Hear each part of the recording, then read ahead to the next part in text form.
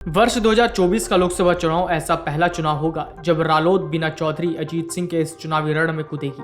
ऐसे में इस चुनाव को लेकर रालोद प्रमुख जयंत चौधरी के कदम पर सबकी निगाह है।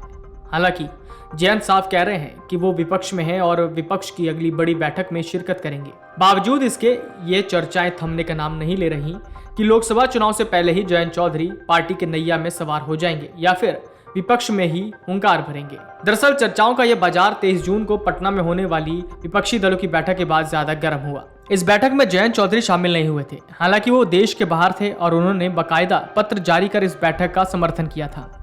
बावजूद इसके सियासी गलियारों में यह चर्चा शुरू हो गई कि जयंत की नजदीकी एनडीए सरकार के साथ बढ़ रही है।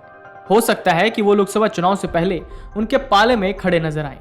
इससे पहले चाहे नगर निकाय का चुनाव हो या अन्य कई कार्यक्रम, जयंत और सपा प्रमुख अखिलेश यादव साथ साथ नजर नहीं आए। दोनों का गठबंधन होने के बावजूद साथ साथ न होना कई सवाल खड़े कर गया, जिसे और मजबूत किया 23 जून को हुई पटना की बैठक ने। हालांकि जयंत ने जो पत्र इस बैठक को लेकर बिहार के सीएम और पटना बैठक के आयोजक नीतीश कुमार को लिखा था, उससे यह लग रहा था कि वो पूरी तरह से विपक्ष के साथ हैं।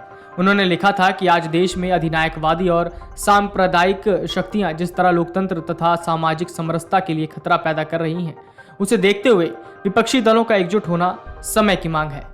इधर केंद्रीय रामदास अठावले ने लखनऊ में ये कह दिया कि जयंत भी एनडीए में आ जाएंगे। इस बयान ने फिर से ये बहस शुरू कर दी कि लोकसभा चुनाव में जयंत का रुख क्या होगा।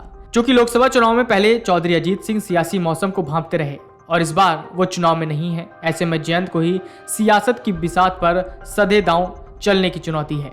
अजीत सिंह के बिना जयंत यूपी का विधानसभा चुनाव लड़ चुके हैं। सपा के साथ गठबंधन में वो चुनाव लड़े। उनके विधायकों की संख्या इस चुनाव में 8 गुनी हो गई, पर सत्ता से ये गठबंधन दूर ही रहा। लोकसभा के लिए उनके बिना ये पहला चुनाव होगा। ऐसे में लंबे समय से सत्ता से दूर रहने के कारण जयंत को कई बिंदुओं पर अहम मंथन करना होगा। हालांकि विधानसभा चुनाव में जयंत ने कहा था कि किसानों के मुद्दों पर अब इतना दूर निकल आए हैं कि भाजपा के साथ खड़े होना मुमकिन नहीं है। लड़ाई विचारों की है। यही बात अब वो भी कह रहे हैं कि वो विपक्षियों की बैठक में इस बार शामिल होंगे। बावजूद इसके सियासी रंगत कब बदल जाए, इसे लेकर भी तमाम चर्चा है। रालोद महासचिव राजेंद्र शर्मा कहते हैं कि चाहे विधानसभा चुनाव हो या लोकसभा, भाजपा पहले ही यह अफवाह फैलाना शुरू कर देती है कि रालोद उनके साथ आ रहा है। इस बार भी यह अफवाह शुरू हो गई है।